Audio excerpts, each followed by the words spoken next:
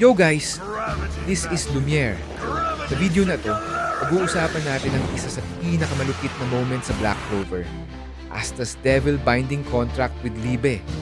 Yung eksena na literal, mararamdaman mo yung lakas ng loob, yung galit, at yung pure hype.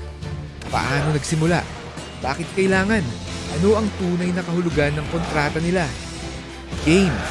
Surpass your limits time. Matapos ang laban sa Dark Triad, grabe ang damage na inabot ng Clover Kingdom, lalo na kay Dante. Gravity Magic, Body Magic, at meron pa siyang power ng isang Supreme Devil para sa instant regeneration. Sobrang overpowered. Take note, 80% pa lang ang nagamit niya. Maximum power na pwede nila sa time na yon dahil sarado pa ang Underworld Gates. Kaya limited pa ang Devil Mana to make it 100%. At doon nagsimula ang isang legendary duo, Captain Yami at si Asta. Kalaban nila si Dante.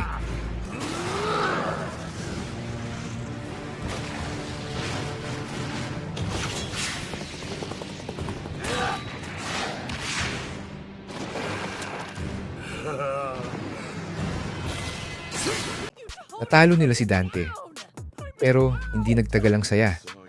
Biglang dumating si Zenon, at dahil bugbog na sila, kinuha ni Zenon si Captain Yami. At dito papasok ang Devil Binding Contract. First time natin nakilala si Nax, Shadow Magic user, Vice Captain ng Black Bulls. Tahimik, mysterious, pero sobrang lakas. Sabi niya kay Asta, kung gusto mong iligtas ang captain mo, kailangan mong matutunan ang tunay na power ng devil mo. Kaya nagsimula ang devil training.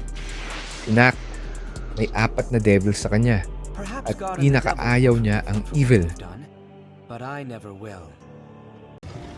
In 3 days, the gate to the underworld will be open. Wala nang oras. Before that happens, we're going to take back Yami and Vengeance and destroy the Tree of Qliphoth.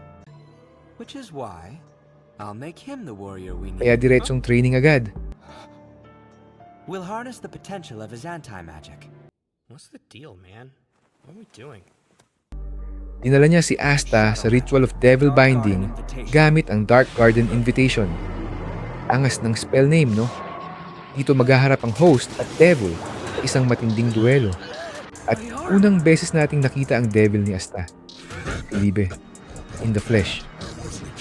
At dito natin nalaman ang truth. Libe, devil with no magic.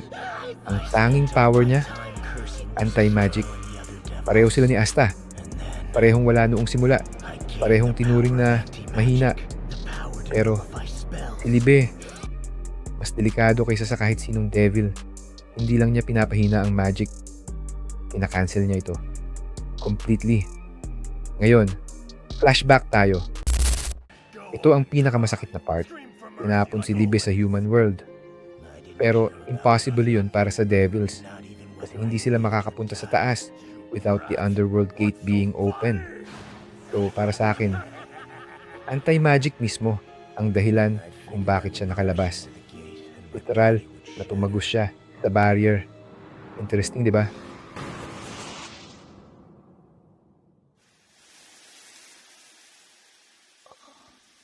Takot ang lahat sa kanya. Lahat lumayo. Except ang babae, Richita. Ang nanay ni Asta. Siya lang ang tumanggap kay Libe. Inalagaan. Parang tunay niyang anak. Pero biglang lumitaw si Lucifero para angkinin si Libe. Para gawing puppet. Kaya ginawa ni Richita ang huling paraan. Get out of Liba's body right now! Not this time! This was the only way I could think of to protect you from that horrible monster. I'll use my magic to seal you into this 5-leaf grimoire, where you'll be safe. Inulong niya si Libe sa grimoire para protektahan siya kahit kapalit ang buhay niya. At doon nagsimula ang anti-magic destiny nila Asta at Libe. Magkaibang mundo, pero iisang puso. Balik tayo sa ritual. Sabi ni Nak, talunin mo ang devil mo para makumpleto ang kontrata. Pero si Asta nagdadalawang isip. Nararamdaman niya ang inilibe, yung galit, yung lungkot, yung sakit ng nakaraan.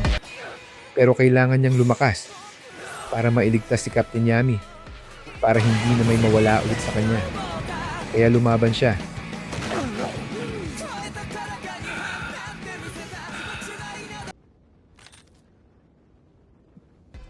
Pero imbis na hatred, Starting pinili right niya ang now, respeto. we should be friends. Asta said, What you can do is get angry for someone else's sake. That's why we get along. You and I should work together as equals. So what do you say to forming a team with me? Right now. hindi kita gagawing alipin. Magkasama tayong lalaban. At doon, nagulat si Libe. Walang master, walang servant, magkaibigan. Mas malakas yun kaysa sa kahit anong kontrata. Finally, nag-handshake sila. Equal contract, equal partners. Asta and Libe. One heart, one power.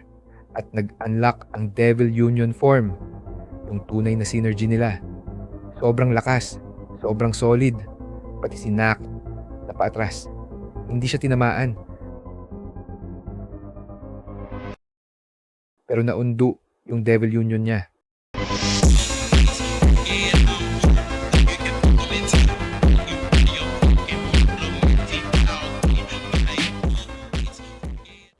Ganun kalakas yung biglang power up ni Asta. Literal, the next level transformation. At dito tayo mapapaisip, ang tunay na lakas, hindi galing sa pang-aalipin, hindi galing sa pagiging mataas. Ang lakas galing sa tiwala, sa pagprotekta sa pamilya, sa mga taong mahalaga sa iyo. Asta and Libe, two lost boys na nakahanap ng pamilya. Kaya ngayon, handa na silang harapin ang buong mundo. Handa nang lampasan ang limits nila. Kung nagustuhan nyo ang video, comment kayo sa baba. Anong part ang pinakatumatak sa inyo? Yung reveal, yung handshake, o yung Devil Union form?